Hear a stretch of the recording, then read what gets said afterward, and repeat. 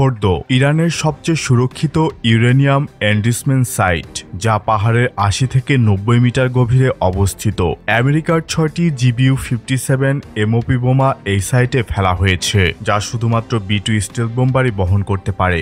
আমেরিকার দাবি, এই বোমাগুলো ফোর্ডের অবকাঠামোতে বড় ক্ষতি করেছে, তবে ফক্স নিউজ বলছে এর গভীর ভূগর্ভস্থ কাঠামো সম্পূর্ণ ধ্বংস করা কঠিন। এদিকে ইসরায়েলের প্রতিরক্ষা মন্ত্রণালয় দাবি করেছে তারা ইরানের ইস্পাহান পরমাণু কেন্দ্রে হামলা চালিয়ে পুরোপুরি ধ্বংস করেছে। তবে ইরানের পরমাণু শক্তি সংস্থা বলছে ইস্পাহানে বড় ধরনের কোনো ক্ষতি হয়নি এবং তাদের কার্যক্রম চলছে। এদিকে ফোর্ডো পরমাণু কেন্দ্র নিয়ে বড় প্রশ্ন।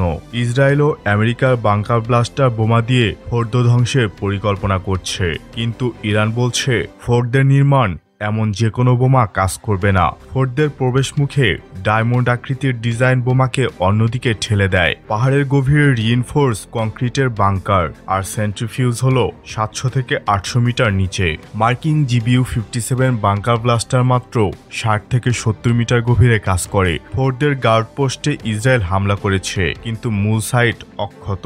একটি বাংকারের নির্দিষ্ট দূরত্ব বজায় রেখে আলাদা আলাদা চেম্বার থাকে। কাজকর্ম এক চেম্বারে সব থাকে না, সেম কাজ আলাদা আলাদা চেম্বারে করা হয়, যাতে কোনো দুর্ঘটনা বা হামলা হলে একসাথে সব ধ্বংস হয়ে না যায়। এখানে স্যাটেলাইট চিত্রে দেখা গেছে টানেলের মুখ বরাবর হামলা করেছে এবং টানেলের মুখ থেকে মেইন চেম্বারের দূরত্ব কতটুকু তাও সুনির্দিষ্ট নয়। ধরলাম মাঝখানেই হামলা করেছে, তখনও একটি চেম্বার ধ্বংস বা ক্ষতিসাধিত হলেও সাইড চেম্বারগুলো অক্ষতই থাকবে।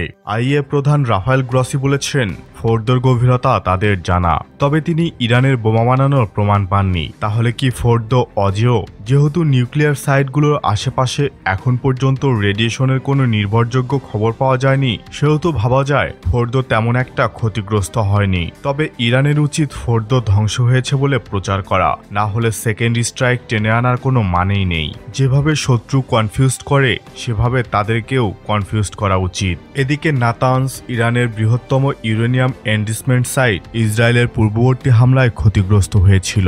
এবার আমেরিকা ৩০টি টমহক ক্রুজ মিসাইল দিয়ে নাতানস ও ইস্পাহানে হামলা চালিয়েছে। ইরান দাবি করছে তারা তাদের সমৃদ্ধ ইউরেনিয়াম আগেই সরিয়ে নিয়েছে। পরবর্তী ভিডিওতে অপারেশন মিডনাইট হ্যামার নিয়ে যদি বিস্তারিত জানতে চান, অবশ্যই নিচের কমেন্ট বক্সে জানিয়ে দেবেন।